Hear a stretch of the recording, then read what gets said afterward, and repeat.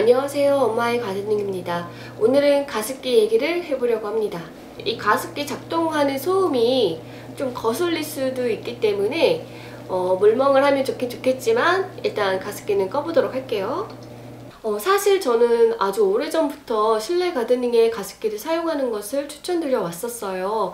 그래서 개인적으로 이러이러한 가습기가 있었으면 좋겠다라고 제조사에 의뢰를 했던 적도 있었는데 제가 원하는 형식의 가습기는 사실은 초음파식 가습기예요. 여기에서 초음파식 가습기에 대해서 조금 알려드리자면 초음파를 통해서 물 분자를 인위적으로 작게 만들어서 공기 중으로 날려버리는 게 초음파식 가습기예요. 그러다 보니까 이게 실온의 온도의 물 분자를 쪼개서 날려버리는 것이다 보니 이 물의 에너지가 낮아요. 그래서 물 에너지가 높으면 하늘로 솟아갈 텐데 물 에너지가 낮기 때문에 던져지면 그 근처에 이렇게 촥촥촥촥 내려앉게 돼요. 근데 이제 우리가 이제 주로 가습기를 필요로 하는 상황이 밤에 잘 때이다 보니까 그럴 때에는 우리가 침대에서 자든 아니면 바닥에서 자든 다 이렇게 지면에 가까운 상태에 누워있게 되는데 그럴 때 낮게 날아오는 물 분자가 우리 코에 좀 더 빠르게 그리고 많이 이렇게 쏙쏙쏙 들어오다 보니 비염 환자들 같은 경우에는 초음파식 가습기를 사용을 했을 때 훨씬 더 도움이 많이 됐어요. 타겟에 보다 효과적으로 그리고 집중적으로 수증기가 제공이 된다라는 것이 이제 초음파 가습기의 장점이었는데 이것의 단점이 뭐냐면 이 물을 아무리 작게 쪼갠다고 하더라도 이게 그 가열에서 생기는 그 수증기만큼 작을 수는 없거든요. 그러다 보니까 이 물 덩어리 위에 세균이 같이 얹어져서 우리의 호흡기로 날아오는 경우가 있었대요. 그래서 그로 인해 다른 문제가 생기는 경우도 있고 그리고 이제 초음파식 같은 경우에는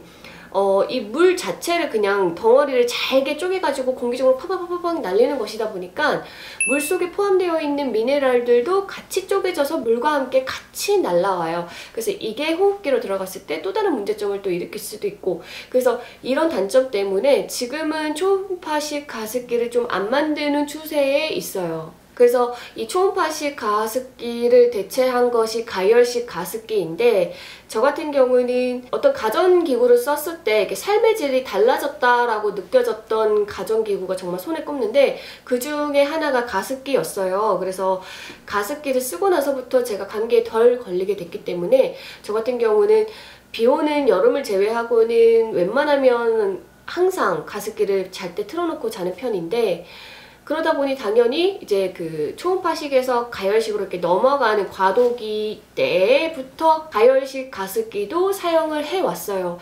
그래서 초반에 이제 과도기 때에는 그때는 가열식 가습기에 몇 가지 단점이 있었어요. 우선 첫 번째는 세척이 어렵다. 그 다음에 두 번째는 이게 100도씨로 물을 끓여서 증발된 수증기가 날아가는 거다 보니까 이게 물의 에너지가 너무 많아서 이게 누워있는 우리한테 오는 게 아니라 공기중으로 다 날아가 버리는 거예요. 그래서 저 같은 비염 환자들한테는 썼을 때 바로 즉각적인 효과, 좋은 효과 이렇게 그런 게 없었던 것 같아요. 그러니까 이렇게 말하면 정확할 것 같은데 그러니까 방 전체의 습도 말고 내가 체감하는 습도가 초음파식 가습기가 훨씬 더 높고 가열식 가습기는 좀 그게 낮았는데 그래서 이제 저 같은 경우는 그 가열식 가습기를 두고 또 초음파식을 두고도 웬만하면 초음파식 위주로 쓰고 가열식 가습기는 좀 잘 안 쓰고 뭐 그랬었는데 이 가열식 가습기가 최근 몇 년 안에 이렇게 되게 급속도로 그 개발이 돼서 이제는 좀 많이 좋아졌어요. 단점을 많이 보완을 했기 때문에 지금에 와서는 완벽하게 대체는 못한다고 하더라도 그래도 많은 단점이 보완된 상태이다 라고 볼 수 있을 것 같아요. 그래서 이제 가열식 가습기의 기존의 단점을 이제 보완하는 방법은 제가 개인적으로 쓰면서 느낀 건 뭐냐면 그 가습기를 사면 그 권장 사용하는 그 면적이 있어요. 뭐 몇 제곱평방미터에서는 요 정도 용량을 쓰시고 뭐 그렇게 쓰라고 되어 있는데 저는 그것보다는 훨씬 더 많이 써요. 그래서 저희 집 같은 경우는 이제 오래된 구축 아파트 안방이다 보니까 안방이 굉장히 넓거든요.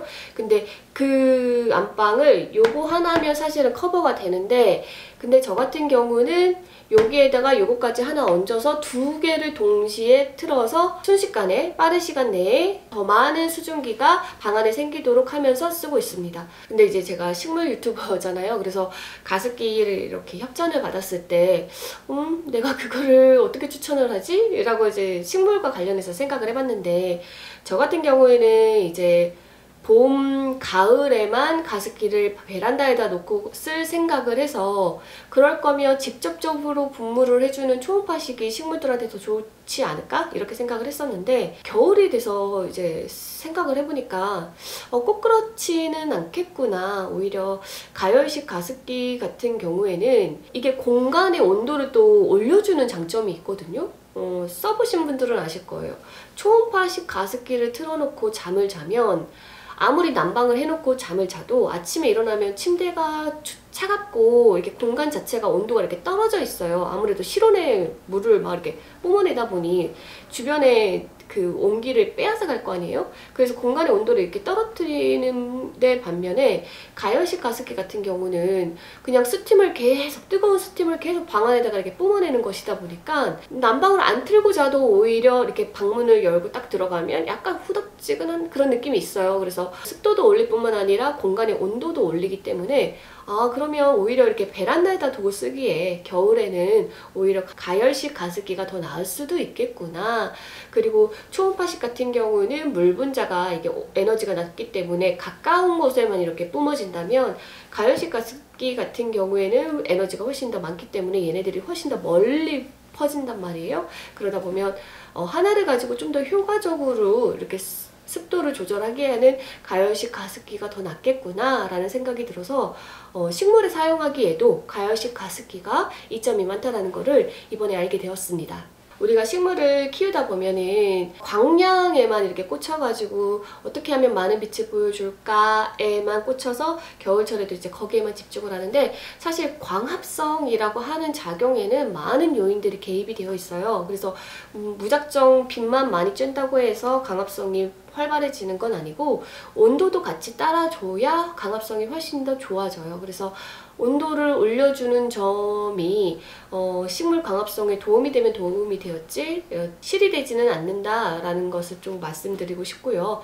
그렇게 해서 이제 제 영상을 오래 보신 분들은 아시겠지만, 제가 이렇게 협찬을 받게 되면 그냥 협찬을 받지는 않아요. 왜냐면 이 영상을 보시고 이거를 구매하고 싶은 분들이 있으실 수도 있는데, 이게 어떻게 보면은 물론 가드닝 팁을 제가 항상 끼워서 얘기를 해드리려고 하지만, 어쨌든 간에 광고 영상을 여러분들이 굳이 시간을 내어서 이렇게 봐주시는 거잖아요. 그러다 보니까 이 영상을 끝까지 시청한 여러분들한테도 혜택이 돌아가는 게 맞다고 생각을 하기 때문에, 항상 이제 이런 제안을 해주실 때는 제 영상을 보고 구매해 주신 분들한테는 조금 할인을 해주시라 이렇게 말씀을 드리는데, 이번에도 이제 그렇게 해주신다고 하셔가지고 가지고 오게 되었어요. 제가 가지고 온 소개해드릴 가습기는 총 3가지 종류예요. 그래서 우선은 이제 르젠에서 나온 일명 밥솥 가습기라고 하는 가습기인데, 이게 작년에 굉장히 히트쳤던 모델이라고 하더라고요. 그래서 요거 같은 경우는 생긴 거는 진짜 밥솥 같고 좀 투박하기는 하지만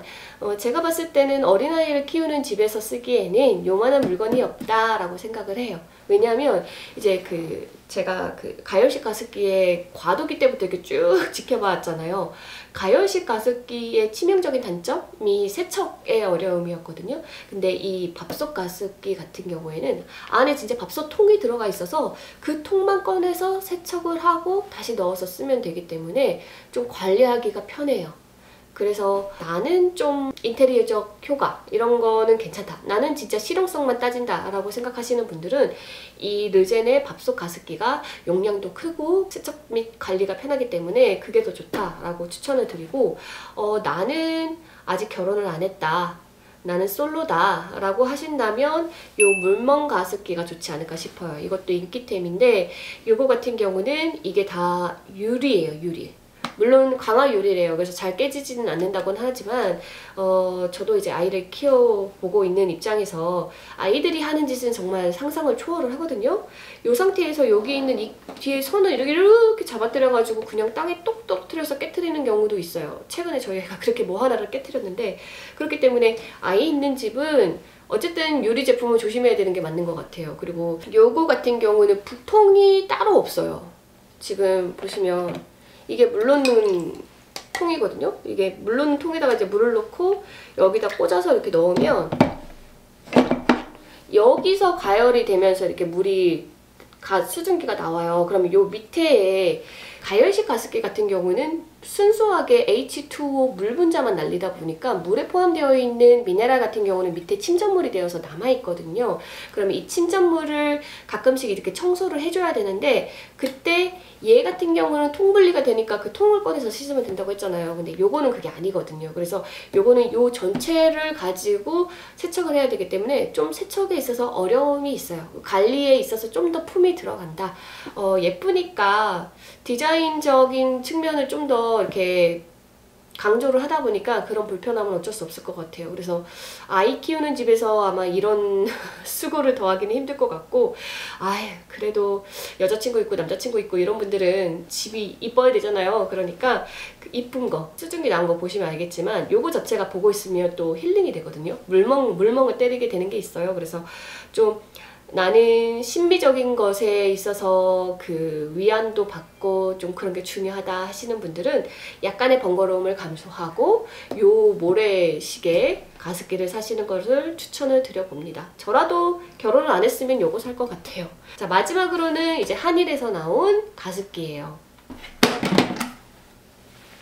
이렇게 뚜껑이 열리고요. 이렇게 안에 물을 채워가지고 쓰면 되는데, 요거는 이제 통분리가 안 돼요. 그래서 세척을 할 때에는 여기에다 물을 채워놓고 구연선을 넣은 다음에 보글보글 끓기 전까지만 가열을 한 다음에 물을 이렇게 버려주고 세척을 하고 그러면 되는 방식이에요.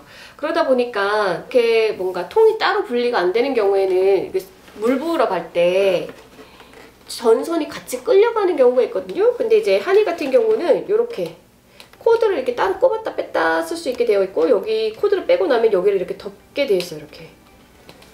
그래서 안전사고에 있어서 좀 예방이 되어 있기 때문에 대용량으로 사는데 나는 미간도 중요하다 라고 한다면 글라스 스팀 미스트가 좀 좋지 않을까. 요거는 보이는 건 없어요.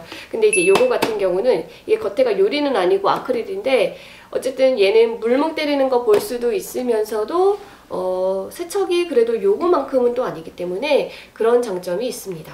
그래서 이 제품들에 대한 자세한 스펙은 이제 제가 그 영상의 더보기란이랑 그 다음에 고정 댓글로 달아놓은 그 링크를 타고 들어가면 있기 때문에 거기서 보시고 원하는 제품으로 골라서 구매를 하시면 될 것 같아요. 아무쪼록 어떤 거를 사용을 하시든 간에 여러분들이 현명한 소비하셔서 삶의 질이 올라가고 가족들이 건강하고 행복한 그런 나날을 꾸려갈 수 있기를 바라면서 오늘의 영상은 여기서 마치도록 하겠습니다.